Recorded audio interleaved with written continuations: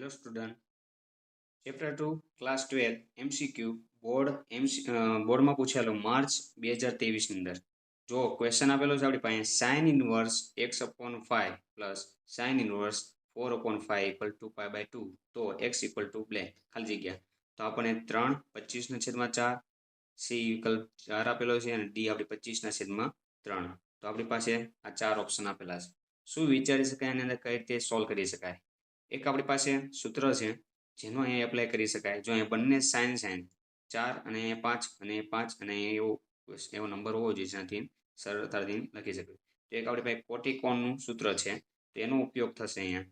કોટિકોનનું સૂત્ર શું છે? તો સાઇન કોસ ટેન કોટ સેક અને કોસેક સામે સામે હોય તો એ બંનેનો સરવાળો π/2 ઇનવર્સ માટેનો.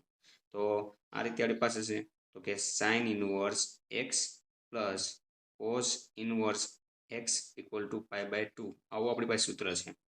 બંને અહીંયા ચલ બંને સરખા હોવા જોઈએ, સાઇન અને કોસ હોવા જોઈએ, સાઇન અને કોસ તો π/2 લખી શકાય.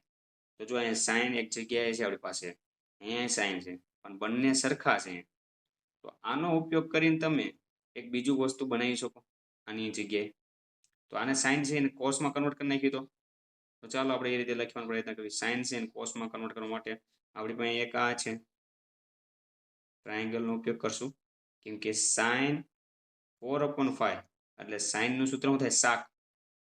આપણી પાસે ખબર છે શાક, પાક અને સાપા.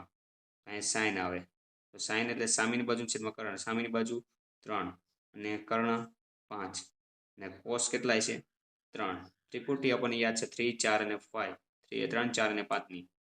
રેડી? તો આના પરથી કોસ લખીએ કે કોસ માટે 3/5 લખીએ કે હવે આને આમને રવા દેવી સાઇન ઇનવર્સ x/5 પ્લસ સાઇનનું મેં કન્વર્ટ કર્યું કોસમાં, કોસ ઇનવર્સ. તો હું આમાં કોસનું સૂત્ર બનાવીશ કેમ કે કોસનું શું છે? પાક. તો આ પાસેની બાજુ થઈ, આ પા, આ સા અને આ ક.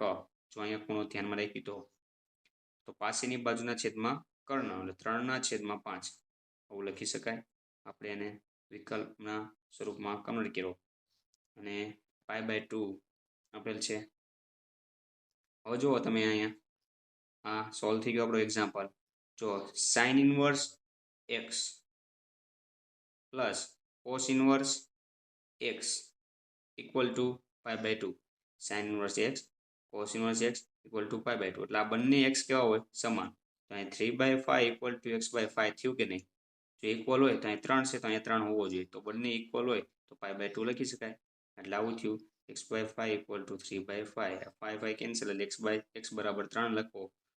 જો અહીંયા 3 મૂકો એક્સની જગ્યાએ તો સાઇન ઇનવર્સ 3/5 કોસ ઇનવર્સ 3/5 બંને સેમ હોય તો π/2 લખી શકાય કોટિકોનનું સૂત્ર પ્રમાણે. તો આપણો વિકલ્પ આવશે એ 3. તો x બરાબર 3 આવશે આપણે પાસે. Thank you.